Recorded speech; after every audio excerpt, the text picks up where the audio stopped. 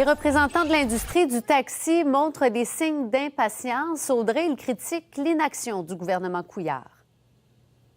Voilà, il y a eu une commission parlementaire récemment sur l'industrie du taxi. Vous allez vous en rappeler, là, et on avait promis du côté du ministre des Transports de déposer d'ici la fin mars un projet de loi qui allait encadrer les services Uber. Dans le projet de loi, on parlait notamment d'imposer aux chauffeurs Uber des redevances presque équivalentes à ce que paient actuellement les chauffeurs de taxi pour leur permis de taxi. Sauf que là, il semble y avoir discorde entre le premier ministre et son ministre des Transports, si bien que le projet de loi promis pourrait ne pas être déposé plus tôt d'ici la fin mars, tel que prévu. Dans un mémo interne envoyé par le Comité de concertation et de développement de l'industrie du taxi, on comprend que les chauffeurs sont vraiment consternés et exaspérés de la situation et promettent que s'il n'y a rien qui est fait d'ici le 15 avril, il y aura des moyens de pression beaucoup plus forts et beaucoup plus nombreux que ce qu'on a vu actuellement. Avec moi pour en parler, j'ai le porte-parole du Comité de concertation et de développement de l'industrie du taxi, M. Guy Chevrette. Donc, M. Chevrette, on pourrait parler de quoi, entre autres, comme moyen de pression?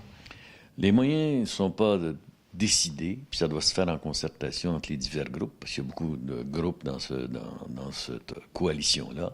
Mais je dois vous avouer qu'il y a de l'exaspération épouvantable. Écoutez, on devait avoir un projet avec M. Poitier.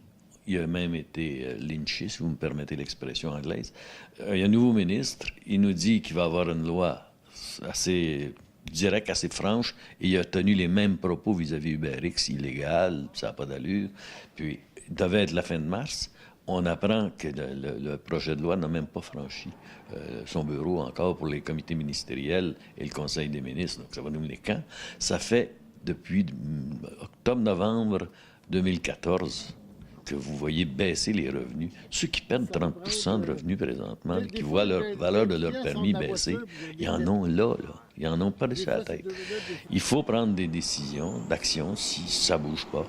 Mais c'est pour ça que M. Tannous, notre président, a demandé aux gens de se calmer et de dire d'ici 15 jours, on va vous consulter, on va se concerter sur des moyens à prendre, mais entre-temps, on va essayer de savoir exactement où s'en va le gouvernement avec ça. C'est un ultimatum que vous lancez au gouvernement. C'est un avis formel qu'on ne peut plus attendre.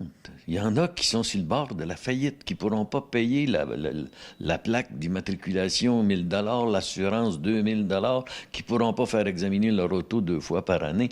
Ils en ont soupé, ils sont exaspérés, et je pense sincèrement qu'il faudrait que le gouvernement nous aide à calmer le jeu et à faire en sorte qu'on voit l'aboutissement de ce dossier. Donc, vous aurez compris qu'il y aura concertation dans les prochains jours pour déterminer quels moyens de pression seront mis en branle. Ce qu'on comprend également dans le mémo, c'est que ce sont plus de 20 000 familles qui sont touchées par le travail d'Uber, donc ce qu'on considère de la concurrence déloyale.